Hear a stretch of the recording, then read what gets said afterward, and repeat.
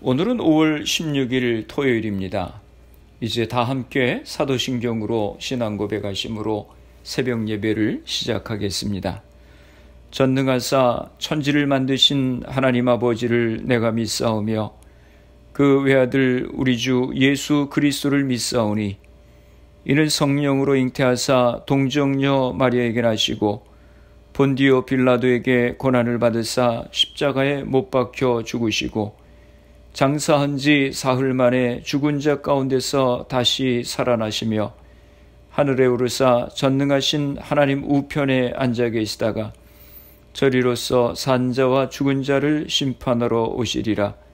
성령을 믿사오며 거룩한 공예와 성도가 서로 교통하는 것과 죄를 사하여 주시는 것과 몸이 다시 사는 것과 영원히 사는 것을 믿사옵나이다. 아멘. 오늘 우리에게 주시는 하나님의 말씀은 신명기 19장 1절에서 14절까지 말씀입니다. 제가 봉독해 드리겠습니다. 네 하나님 여호와께서 이 여러 민족을 멸절하시고 네 하나님 여호와께서 그 땅을 내게 주심으로 내가 그것을 받고 그들의 성읍과 가옥에 거주할 때에 네 하나님 여호와께서 내게 기업으로 주신 땅 가운데서 새 성읍을 너를 위하여 구별하고 네 하나님 여호와께서 내게 기업으로 주시는 땅 전체를 새 구역으로 나누어 길을 닫고 모든 살인자를 그 성읍으로 도피하게 하라. 살인자가 그리로 도피하여 살만한 경우는 이러하니 곧 누구든지 본래 원한이 없이 부지중에 그의 이웃을 죽인 일, 가령 사람이 그 이웃과 함께 벌목하러 삼림에 들어가서 손에 도끼를 들고 벌목하려고 찍을 때에 도끼가 자루에서 빠져 그의 이웃을 맞춰 그를 죽게 함과 같은 것이라. 이런 사람은 그 성읍 중 하나로 도피하여 생명을 보존할 것이니라. 그 사람이 그에게 본래 원한이 없으니 죽이기에 합당하지 아니하나 두렵건대 그 피를 보복하는 자의 마음이 복수심에 불타서 살인자를 뒤쫓는데 그 가는 길이 멀면 그를 따라 잡아 죽일까 하노라. 그러므로 내가 네게 명령하기를 새 성읍을 너를 위하여 구별하라 하노라. 내 하나님 여호와께서 내 조상들에게 맹세하신 대로 내 지경을 넓혀 내 조상들에게 주리라고 하신 말씀하신 땅을 다 내게 주실 때 또 너희가 오늘 내가 너희에게 명하는 이 모든 명령을 지켜 행하여 내 하나님 여호와를 사랑하고 항상 그의 길로 행할 때에는 이 셋 외에 새 성읍을 더하여 내 하나님 여호와께서 내게 기업으로 주시는 땅에서 무지한 피를 흘리지 말라. 이같이 하면 그의 피가 내게로 돌아가지 아니하리라. 그러나 만일 어떤 사람이 그의 이웃을 미워하여 엎드려 그를 기다리다가 일어나 상처를 입혀 죽게 하고 이 한 성읍으로 도피하면 그 본 성읍 장로들이 사람을 보내어 그를 거기서 잡아다가 보복자의 손에 넘겨 죽이게 할 것이라. 내 눈이 그를 긍휼히 여기지 말고 무지한 피를 흘린 죄를 이스라엘에서 제하라. 그리하면 내게 복이 있으리라. 내 하나님 여호와께서 내게 주어 차지하시는 땅 곧 내 소유가 된 기업의 땅에서 조상이 정한 내 이웃의 경계표를 옮기지 말지니라. 아멘. 할렐루야. 지난밤도 평안한 밤 되셨지요? 어린 아이들이 형을 놀리다가 화가 난 형을 피해서 동생이 어머니께 숨을 때가 있지요. 동생이 형을 대항할 힘이 없어도 아버지나 어머니만 계시면 걱정이 없습니다. 왜냐하면 아버지가 또는 어머니가 동생을 보호해 주시기 때문입니다. 부모님은 어린 동생에게 도피성과 같은 역할을 해 주십니다. 오늘 본문은 도피성에 관한 말씀입니다. 도피성이 무엇입니까? 도피성은 우리에게는 생소한 장소입니다. 도피성은 억울하게 실수로 사람을 죽인 사람이 피하도록 하기 위해서 만든 성입니다. 고의가 아니었는데 실수로 사람을 죽이게 되면 목숨을 보존하기 위해서 도피성으로 피하도록 했습니다. 4절에 보면 도피성으로 피할 수 있는 경우와 목적을 말씀합니다. 살인자가 그리로 도피하여 살만한 경우는 이러하니 곧 누구든지 본래 원한이 없이 부지중에 그의 이웃을 죽인 일. 원한이 없는데 실수로 이웃을 죽인 것입니다. 그럴 때 자기의 생명을 보존하기 위해서 도피성으로 도망할 수 있었습니다. 예를 들면 이런 경우입니다. 5절에 말씀합니다. 어떤 사람이 이웃과 함께 나무하러 숲속으로 들어가서 나무를 찍다가 도끼가 자루에서 빠져나가 친구를 쳐서 그가 죽었을 경우에 죽인 그 사람이 그 구별된 세 성읍 가운데 한 곳으로 피신하면 살 수가 있습니다. 숲속에서 나무를 찍다가 잘못해서 도끼가 날아가 옆에 있는 친구를 쳤는데 그만 친구가 죽은 것입니다. 그야말로 불상사입니다. 사고입니다. 전혀 고의가 아닙니다. 그런데 이런 경우를 당한 사람을 그저 살인자라고 똑같이 취급해서 사형에 처한다면 그 사람은 너무 억울한 것입니다. 이렇게 불의의 사고로 살인을 한 사람이 생명을 보존하고 피할 수 있도록 도피성을 만들라고 하셨습니다. 그런데 도피성이 너무 멀어서 도피성으로 피하는 중에 피해를 입은 가족들이 먼저 그 사람을 발견하고 보복하면 소용이 없기 때문에 하나님께서 세심하게 배려하셔서 여러 개의 도피성을 만들라고 하셨습니다. 2절입니다. 당신들은 주 당신들의 하나님이 당신들에게 차지하라고 주신 땅에서 성읍 셋을 따로 구별하여 놓아야 합니다. 가나안 땅에 들어가면 이렇게 억울한 일을 당한 사람들을 보호하기 위해서 세 개의 성읍을 만들라고 하셨습니다. 가나안 땅은 요단 서쪽인데 요단 동편에도 세 개의 도피성이 있었습니다. 민수기 35장 13절과 14절에 보면 이렇게 말씀합니다. 너희가 레위 사람에게 줄 성읍들 가운데서 이들 6성읍을 너희의 도피성으로 삼아라.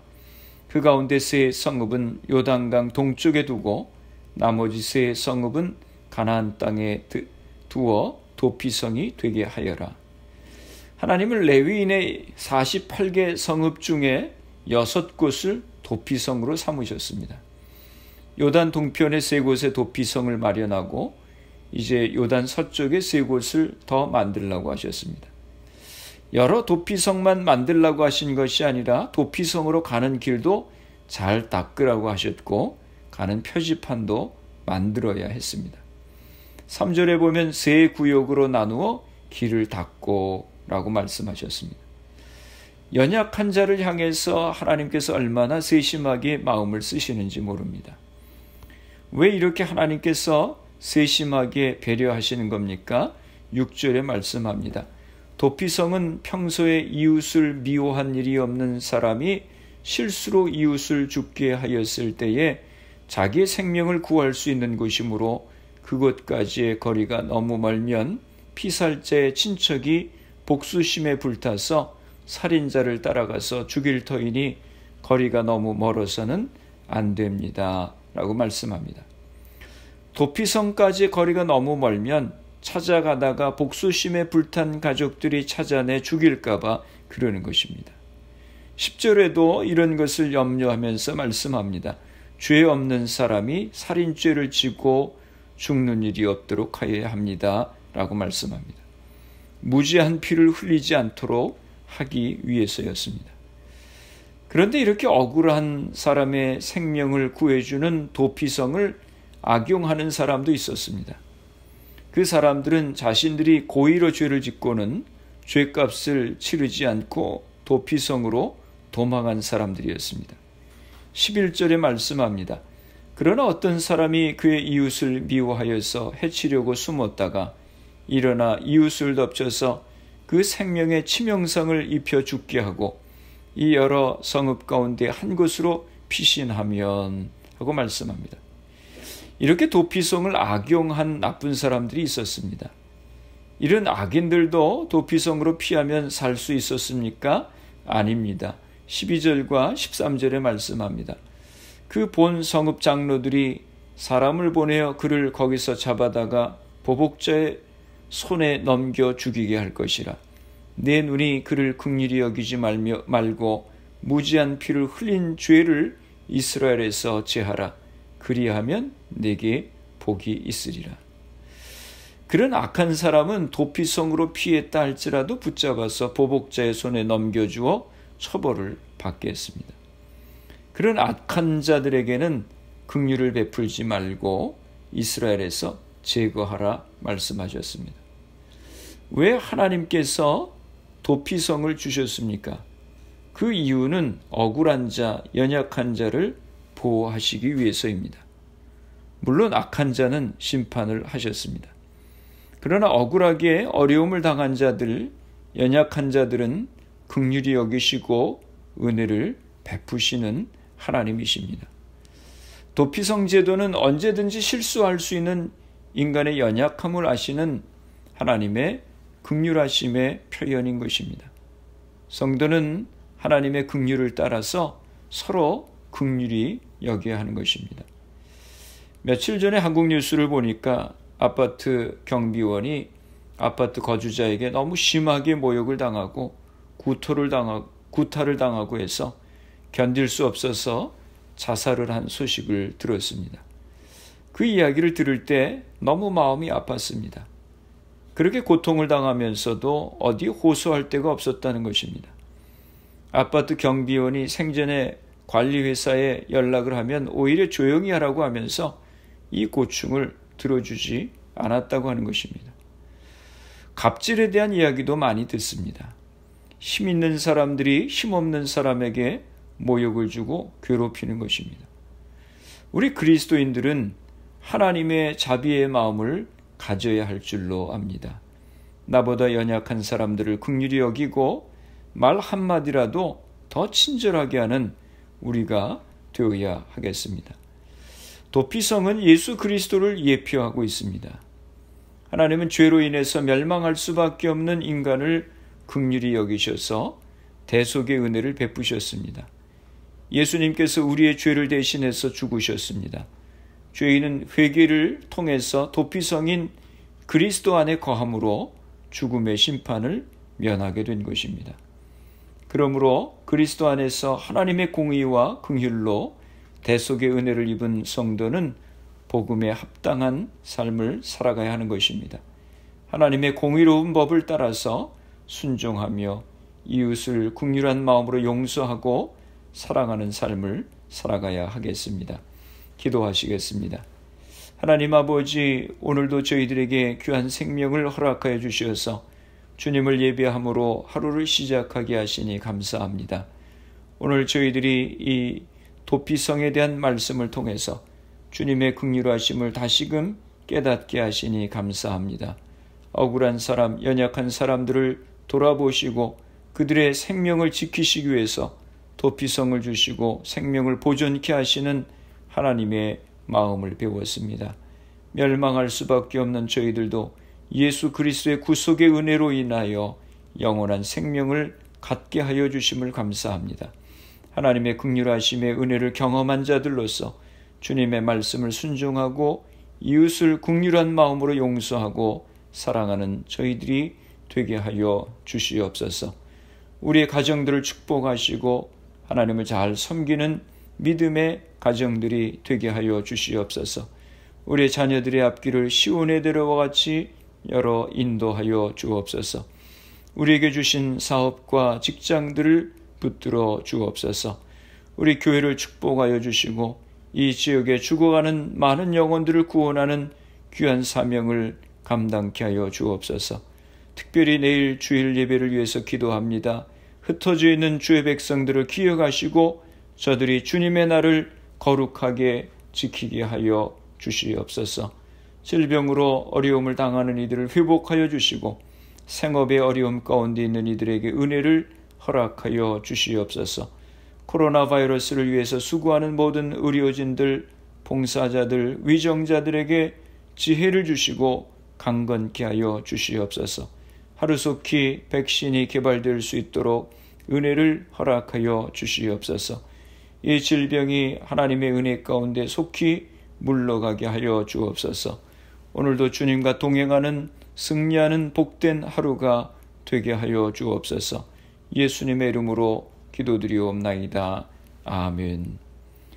주기도문 하심으로 새벽 기도회를 마치겠습니다. 하늘에 계신 우리 아버지여, 이름이 거룩히 여김을 받으시오며 나라가 임하시오며 뜻이 하늘에서 이루어진 것 같이 땅에서도 이루어지이다. 오늘 우리에게 일용할 양식을 주시옵고 우리가 우리에게 죄 지은 자를 사하여 준 것 같이 우리 죄를 사하여 주시옵고 우리를 시험에 들게 하지 마시옵고 다만 악에서 구하시옵소서. 나라와 권세와 영광이 아버지께 영원히 있사옵나이다. 아멘. 새벽 예배를 마쳤습니다. 오늘 하루도 주님 안에서 승리하시기 바랍니다. 새벽 예배 후 개인적으로 10분 이상씩 기도하시기 바랍니다. 우리 모두 주님의 긍휼하심에 은혜를 입은 자임을 기억하고 하나님의 말씀에 순종하며 이웃을 긍휼한 마음으로 용서하고 사랑할 수 있도록 기도하시기 바랍니다.